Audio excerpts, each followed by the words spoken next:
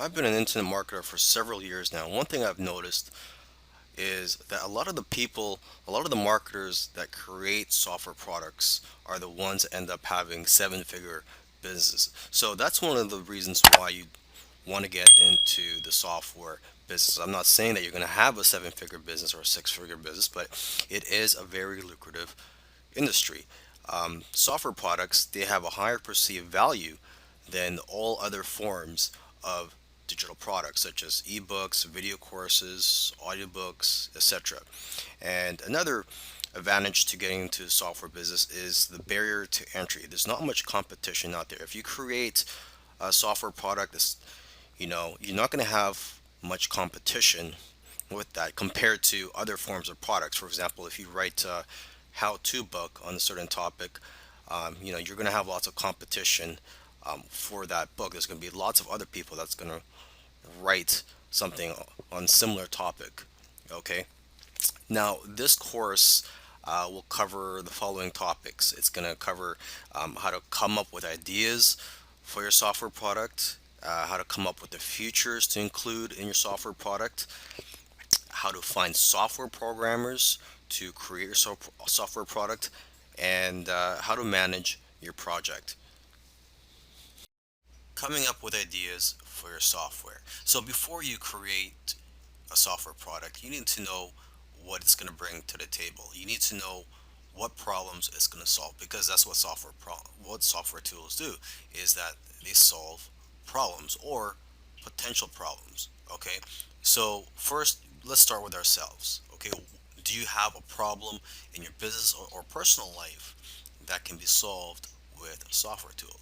Because let's face it, if you have a problem, I'm pretty sure there's going to be other people out there with similar problems as you.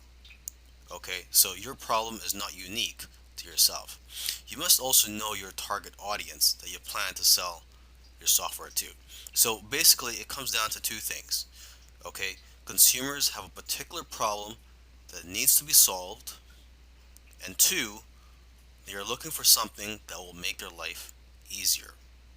Okay, you can also look at social media, forums, and your customer base to get an idea of what types of problems your customers or potential customers have and what they're willing to pay for. Because most of the time, people will tell you what they want, and if you give it to them, they will buy it.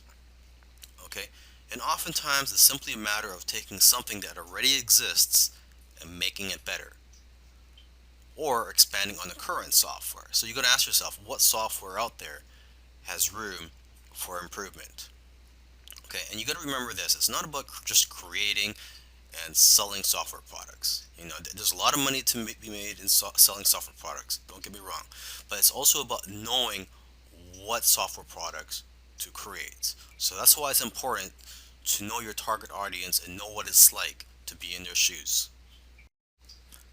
All right, so let's talk about coming up with a list of features and details of what your software is going to include. Okay, you got to remember to keep it simple though, because it's not about how many fancy features and buttons that your software has. It's about how the software can benefit the user. Okay, because sometimes it's the most simple software that can become a best selling product. Okay, but before you can approach a software developer, you must have a list of features and details about the software product you plan to create. Okay, so to get ideas, you can look at other software products in a similar industry. And also, what you can do is go to a website called hotscripts.com. And this site includes programs and scripts in every popular programming language. So this is a great way for you to get familiar with the different types of software out there. And you could also read the reviews for the various software products on that site. And basically, the more knowledge that you have, the better the software you can have developed. Now let's talk about finding software programmers for your project. Now, there are various sites that you can go to find programmers where they will bid on your projects, and you can select the programmers based on the best price.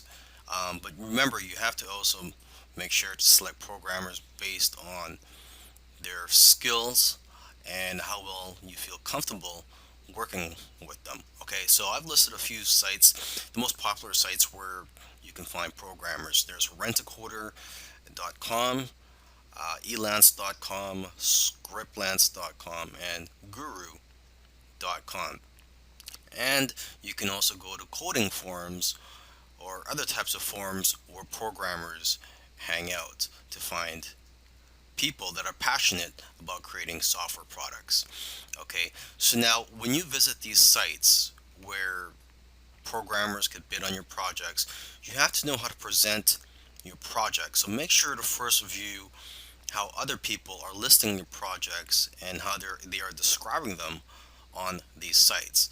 Okay, and you have to also be very careful. You don't want to give out too much information about your project because you don't want people stealing your ideas.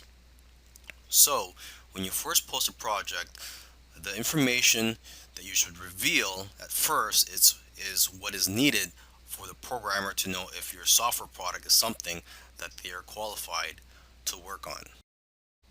When you're working with your programmer, you have to be very clear on what you want and be specific with the details. So you have to make sure you've done your research already before you hire someone to start working on your project. Okay, and you should also find out how long after they finish creating your software will they be able to fix any bugs. So in my opinion, it should be at least 6 months after they've completed the software, where they could still fix anything that's wrong with your software.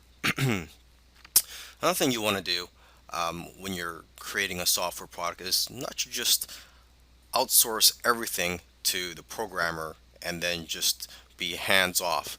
I mean, you really have to get involved and get your hands dirty if you really want this to be a successful software product. Okay, and instead of just telling them to just create your software product, you should break it down into smaller tasks so that it's easier to work on, and it'll be better for you to basically monitor the progress of your software product. Okay, so for example, you can have weekly or bi-weekly tasks or goals for them to complete to make it easier for you to manage this project. Okay, and you could also encourage your programmers or coders by giving them bonuses for doing well on some of the tasks that you give them. Okay, and you also want to let your programmers know ahead of time what your budget is so they know what to expect. And so, with that being said, you shouldn't pay by the hour because it's hard to track the actual hours that they work, and that only encourages people to take their time on your project.